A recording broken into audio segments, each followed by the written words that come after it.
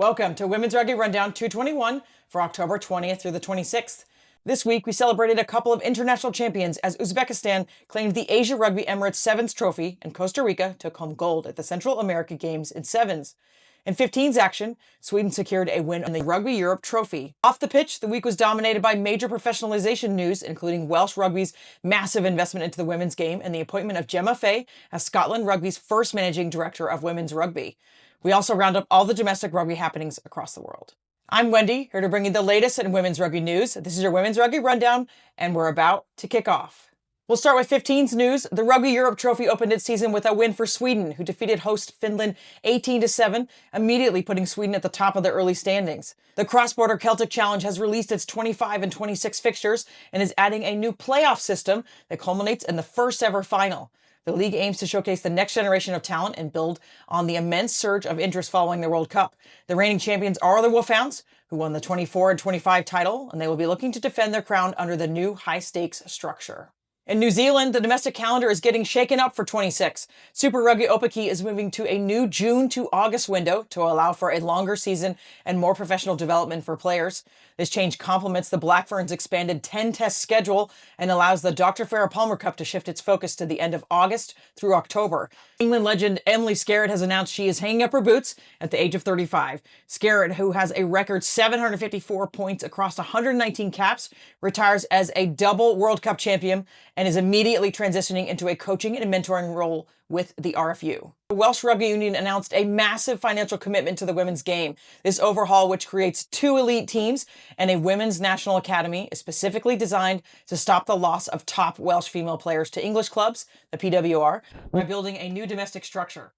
However, this is part of a larger controversial plan that is axing one of the 4 men's professional teams to create a 3-club model, a move which has been met with fierce opposition from the threatened clubs and raises concerns about potentially alienating local fans and heritage. Scotland Rugby has appointed Gemma Fay as its first ever managing director of women's rugby. This new senior leadership role shows a major commitment to professionalizing the women's game, focusing on strategic development and commercial growth from grassroots to elite levels. Fay brings a wealth of experience, having previously delivered the country's first professional contracts and overseen a surge in female rugby players, surpassing the 2026 participation target 2 years ahead of schedule. Crave has commissioned a 4-episode docuseries, All Heart, chronicling the Canadian women's rugby journey through the Women's Rugby World Cup 2025.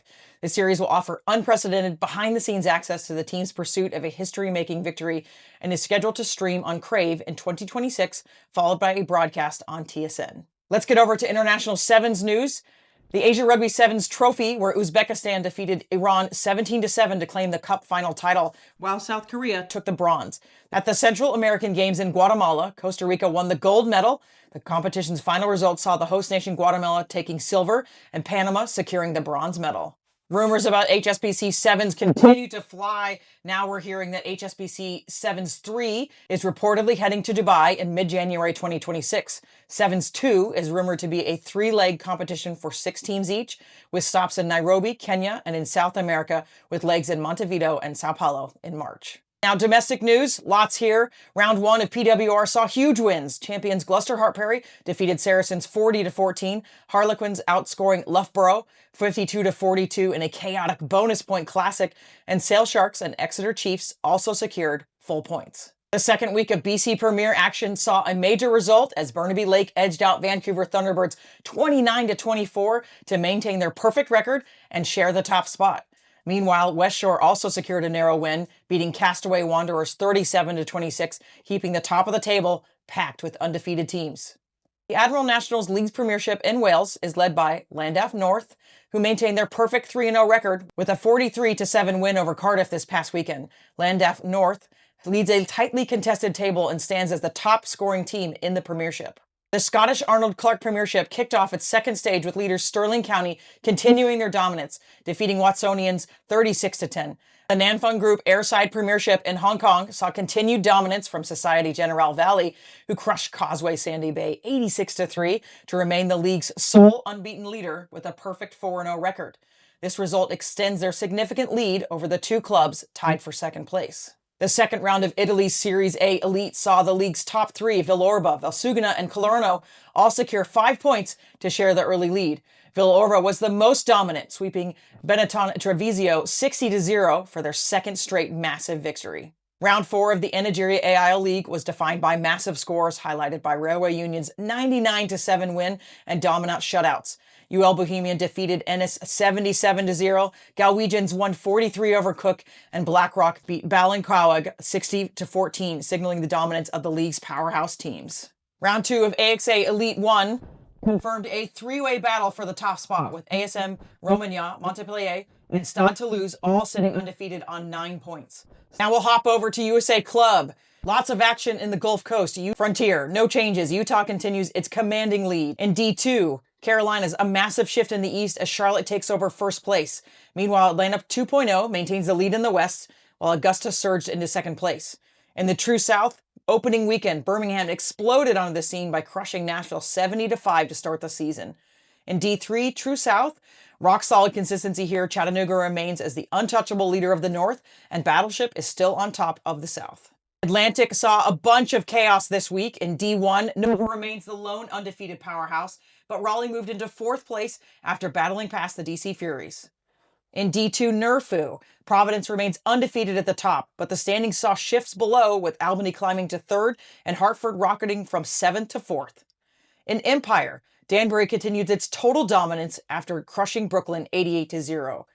Capital, Severn River claimed the top spot after defeating James River 24-5 in the crucial battle for first place. EPRU, Phoenixville, absolutely solid, remaining undefeated 5-0.